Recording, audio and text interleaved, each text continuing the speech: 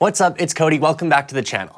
Now, if you're a relatively new artist or are just ready to take your music career to the next level, you're gonna need a good-looking band logo. Because if you wanna push a step further, you're gonna have to level up on marketing your band. Being serious with your music career means that you're willing to market your music to a wider audience. So if you already have a Facebook or Instagram page or a website or anything of that sorts, I'm sure you know the first thing that you're gonna need is a band logo. You wanna make sure you avoid having a photo of you guys just standing together or playing on stage, or even your album artwork for that matter. Now, while that is possible and I'm sure it looks decent enough, an ideal logo is something that's easily recognizable. When someone new comes over to your page and sees your logo for the first time, you want them to be able to remember it very easily and get it stuck in their head. This way, if they see your logo pop up somewhere else, they're gonna have a trigger and know exactly who you are and what your music sounds like already. This is gonna give people the impression that you're in it for the long haul, and not just like the other up-and-comers who are gonna move on to something else next year. Having a great looking logo is gonna help bring in new fans by showing people just how serious you are about your music career. Plus, what are you gonna put on a t-shirt if you don't have a good looking logo? So, how do you make a really good looking logo that's going to represent your band?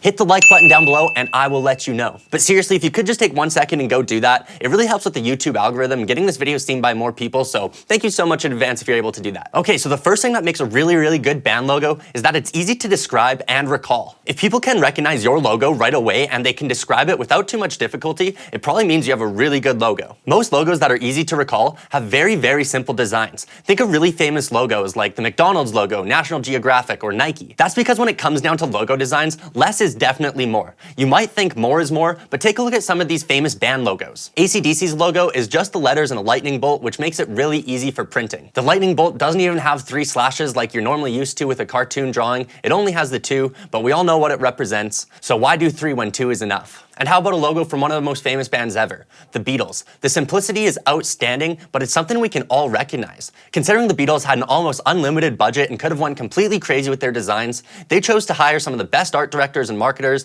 and they came up with this simple logo. Alright, so another thing to keep in mind when you are coming up with a logo is it effective without color? Is your logo still appealing to someone who's colorblind? Is it going to look good in just black and white? If any elements of your design look bland or unrecognizable without color, it's probably a good idea to scrap it. Form and shape need to be given more importance than color. Focus on starting with these first 2 things, and then you can start experimenting with color from there. Alright, now the next thing you need to keep in mind when coming up with a design is it going to look good if it's only 1 inch in size? Again, simpler is better. If you have too many elements going on, when your logo gets scaled down, you might lose some of the detail and it might be unrecognizable. Think of how your logo might look on a business card or even just a little pin.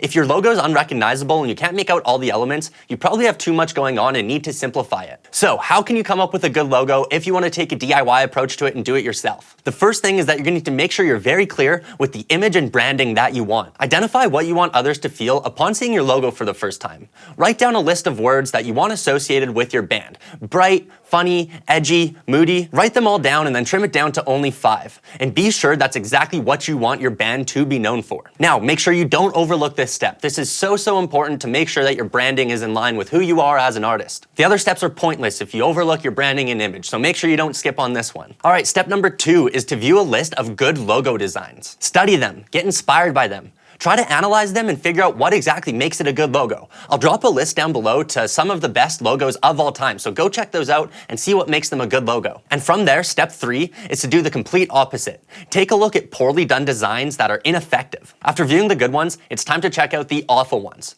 Try to figure out why these logos are ugly and learn from their mistakes. Again, I'll drop a list down below to some of the worst logos that I've seen, so go check those out and form your own opinions on why they're bad logos. Alright, and step number 4 is to make sketches. Whether you're doing it yourself or you've hired a graphic designer, to make your life a little bit easier, sketch down the ideas that you want. It can be incredibly difficult to try to explain something visual in words. Even the most poetic people have a hard time getting across a visual image just through words. So even if you're not the best at drawing, just start with some simple sketches and it's going to help move the process along a lot easier. Alright, and step number 5 is to choose some fonts that you like. The font you choose plays a huge role in the mood and design of your logo. So Google some cool fonts and find some that you like and save them somewhere. Now, while you may not be an expert in fonts, if you are working with a designer, they're going to have a good idea of what will work well with your logo. Show these fonts to your bandmates and your designer if you have one and ask for their opinion on it. Make sure that the font that you choose goes back to matching your brand and image and is going to have a similar mood to what you're going for. If you're going for a more chill, kind of calm vibe with your look,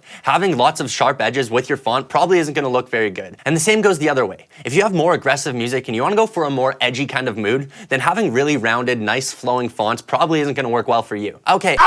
Yay! And step number 6 is decide your color palette. What colors do you think are best going to fit the mood and vibe of your band? A good color scheme can play a huge role in having a good marketing campaign with your music. So there's so many options when it comes to colors. Lots of people like to do just a single color scheme. Some people like to have a 2-color scheme or even a gradient. The options are endless, but it's going to play such a big role in helping to develop that brand and image that we're going for. So go back to step 1, check out the words that you wrote down for your image and theme, and come up with a color scheme that's going to help depict that as accurately as possible. So just before I wrap up, make sure that you don't go too crazy with how much you spend on your logo. It is just a logo in the end, but we do want to make sure it looks really good. And while I do love going for the DIY approach, hiring someone to create a logo for you is never a bad investment. Ideally, once you develop a good logo, it's going to be with you for the rest of time. It's going to be on your t-shirts, on your CDs, on your banner when you play live, even on contracts when you sign with a record label or management. So take the time and make sure the logo that you come up with is something that you're going to be proud of for the rest of time. So thank you so much for checking out this video. I hope you found it helpful in developing a logo. If you did find anything useful in here, drop a like down below. It really helps out me and my channel. And if you want to stay up to date with more weekly videos on music related stuff,